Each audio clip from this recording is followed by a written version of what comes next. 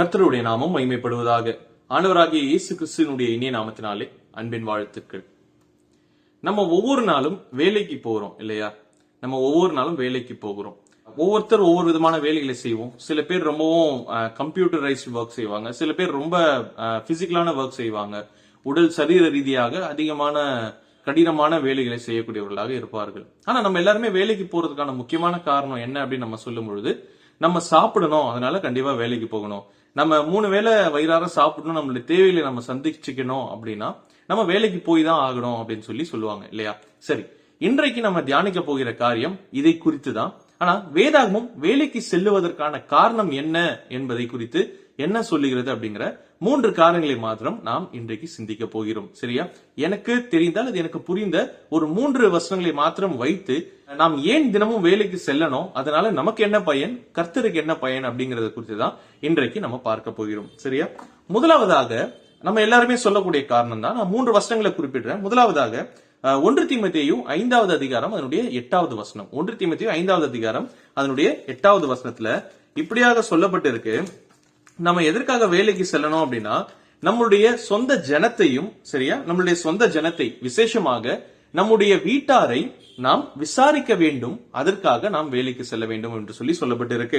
என்ன அப்படின்னா, நம்முடைய வீட்டாரை விசாரிக்க வேண்டிய கடமையை கர்த்தர் நம்ம இடத்துல கொடுத்திருக்கிறார்.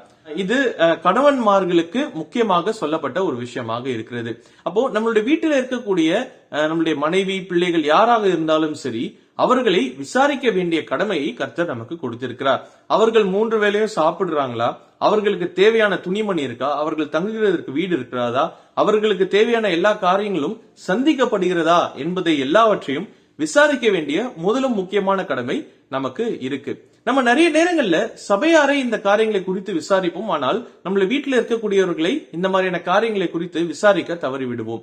அதை நாம் செய்யக்கூடாது. கட்டாயமாக விசாரிக்க வேண்டியது நம்முடைய கடமையாக இருக்குது. அப்போ அவர்களுடைய தேவைகளை நாம் சந்திக்க வேண்டும் என்று சொன்னால் இதை நாம் உழைத்து அதிலிருந்து நமக்கு வரக்கூடிய பணத்தின் மூலமாக செய்யக்கூடியவர்களாக நாம் இருக்க வேண்டும். இப்போ முதலாவதாக நாம் வேலைக்கு செல்ல வேண்டும். எதற்காக?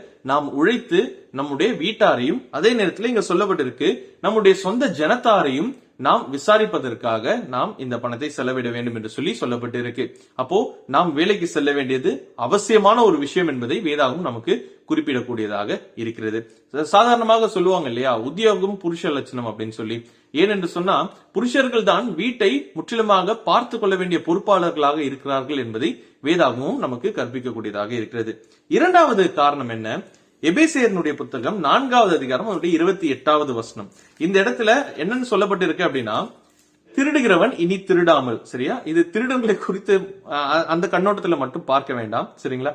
திருடுகிறவன் இனி திருடாமல் குறைச்சல் உள்ளவனுக்கு கொடுக்கத்தக்கதாக தனக்கு உண்டாயிருக்கும்படிக்கு தன் கைகளினால் நலமான வேலையை செய்து பிரயாசப்பட கடவன் என்று சொல்லப்பட்டிருக்கு. அப்போ நாம் நலமான வேலைகளை செய்ய வேண்டும் என்று சொன்னால், நம்முடைய கைகளினாலே ஒரு நல்ல வேலையை செய்து நாம் சம்பாதிக்கிறோம் என்று சொன்னால், அது எதற்காக? மற்றவர்களுக்கு கொடுக்கத்தக்கதாக. யாரெல்லாம் குறைவுபட்டு இருக்கிறார்களோ, குறைச்சல் உள்ளவர்கள் எத்தனை பேர் இருக்கிறார்களோ அவர்களுக்கு நாம் கொடுக்கத்தக்கதாக நாம் சம்பாதிக்க வேண்டும் என்று சொல்லப்பட்டிருக்கு. சர்வீஸ் பண்றதற்காக. சரியா?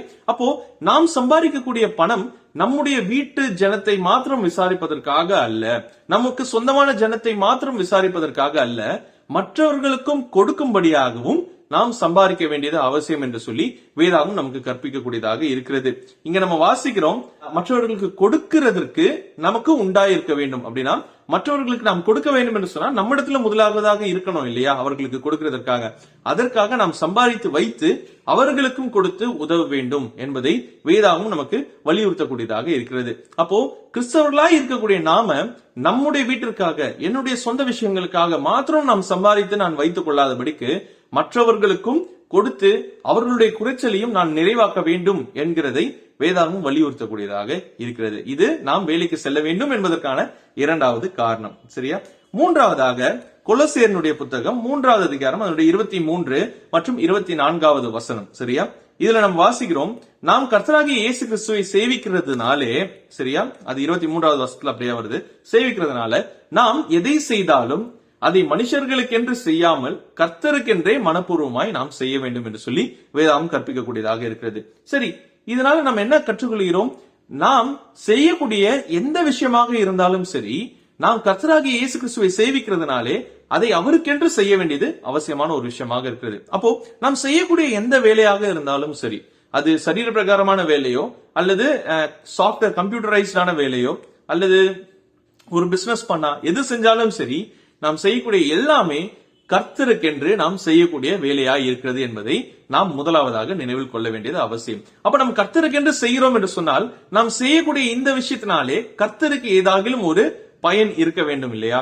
அது எந்த வகையில வேண்டுமானாலும் இருக்கலாம். நம்மளுடைய வேலையின் மூலமாக கர்த்தருடைய வேலை ஏதோ ஒரு காரியத்துல அது சம்பந்தம் கலக்கக்கூடியதாக இருக்கலாம். உதாரணத்திற்காக நான் சொல்றேன், நான் ஒரு பிளம்பர்னு வைத்துக் கொள்வோமே, நம்மளுடைய சபையில பைப் ஏதோ ஒண்ணு லீக் ஆகுது, நான் அங்க போய் அதை செய்யறேன் என்று சொன்னா என்னுடைய வேலையானது அதற்கும் சேர்த்து பயன்படக்கூடியதாக இருக்கிறது. சரியா? இது ஒரு வகையான உதாரணம். இரண்டாவது உதாரணம், நான் சம்பாதிக்கக்கூடிய பணமானது கர்த்தருடைய ஊழியத்திற்கு என்று நான் கொடுத்து உதவலாம், அதற்கென்று அது பயன்படும். இது இரண்டாவது சினாரியோ. மூன்றாவதாக, நான் ஏதோ ஒரு வேலை செய்கிறேன் என்று சொன்னால் என்னை சுற்றி நான் அந்த வேலைக்கு செல்வதனால என்னை சுற்றி இருக்கக்கூடிய நபர்கள் எல்லாரும் நான் செய்யக்கூடிய வேலையினுடைய திறமையை பார்த்து, சரியா, நான் செய்யக்கூடிய வேலையை நன்றாக நான் செய்கிறேன் வைத்துக் கொள்வோம், அதை பார்த்து எனக்கு இந்த விசேஷமான ஞானம் கிடைத்ததற்கான காரணம் நான் செய்கிற கர்த்தர் என்று சொல்லி அவர்கள் கர்த்தரை மகிமைப்படுத்த வேண்டும். இது மூன்றாவது சினாரியோ. நான்காவதாக, என்னை சுற்றி இருக்கக்கூடிய மக்கள் யாவரையும் நான் அந்த வேலையின் மூலமாக தான் சந்திக்கிறேன், அதனால அந்த வேலைக்கு நான் செல்வதன் மூலமாக கர்த்தருடைய நாமத்தை இவர்களுக்கும் நான் சொல்ல வேண்டும் என்பது என்னுடைய கடமையாக இருக்கிறது. சரியா? இப்படி கர்த்தருக்கென்று நம்முடைய வேலையை நாம் உபயோகப்படுத்துகிறதுக்கு அநேக வழிகள் உண்டு. அதையும் நாம் செய்ய வேண்டும் என்பதை நாம் மறந்துவிடக்கூடாது. நாம் எதை செய்தாலும் இதை நோக்கத்தோடு கூட தான் நம்ம செய்யணும். அதே நேரத்தில் நாம் வேலை செய்கிறோம் என்று சொன்னால் பர்டிகுலராக அந்த இடத்திலே அதன் மூலமாக நாம் கர்த்தருக்கென்று அநேக வழிகளிலே உதவுகிறதற்கு நமக்கு அது ஒரு வாய்ப்பாக அமையும் என்பதை நாம் மறந்துவிட வேண்டாம். அப்படின்னு சொல்லலாம். நம்ம 3 காரியங்களை கற்றுக்கொண்டோம். முதலாவதாக, நம்முடைய குடும்பத்தையும் நம்முடைய சொந்த ஜனத்தையும் விசாரிப்பதற்கு நாம் வேலைக்கு செல்ல வேண்டும், சரியான முறையில நாம் சம்பாதிக்க வேண்டும். இரண்டாவதாக, குறைச்சல் உள்ளவனுக்கு நாம் கொடுக்கத்தக்கதாக நம்மிடத்துல நிறைவாய் இருக்கும்படிக்கு நாம் நலமான வேலையை செய்து அவர்களுடைய குறைச்சலை நாம் நீக்க வேண்டும். 2. மூன்றாவதாக, நாம் எதை செய்தாலும் கர்த்தருடைய நாமத்தின் மகிமைக்கென்று நாம் செய்ய வேண்டும். ஏன் என்று சொன்னால் அதனாலே கர்த்தர் மகிமைப்படுவார், அவருடைய நாமம் அவருடைய ராஜ்யம் இந்த உலகத்திலே விரிவடைகிறதுக்கு அது ஏதுவாக இருக்க வேண்டும் என்பதை நாம் மறந்துவிட வேண்டாம். ஒருவேளை நான் ஏன் வேலைக்கு போகணும் அப்படின்னு சொல்லி கேட்கக்கூடிய யாராகிலும் இருந்தால், அல்லது நாம் செய்யக்கூடிய வேலை எதற்கு அப்படின்னு சொல்லி யோசிக்கக்கூடியவர்கள் இருந்தால், அல்லது என்னை போல நாம் செய்யக்கூடிய வேலை வெறும் நம்மளுடைய சுயமான தேவைகளை சந்திக்கிறதற்காக மாத்திரம்தான் என்று சொல்லி யோசிக்கக்கூடியவர்களாக நாம் இருப்போம் என்று சொன்னால் நம்மளுடைய எண்ணத்தை நாம் மாற்றிக்கொள்ளலாம். வேதாமும் நமக்கு இந்த 3 காரியங்களை கற்பிக்கிறது.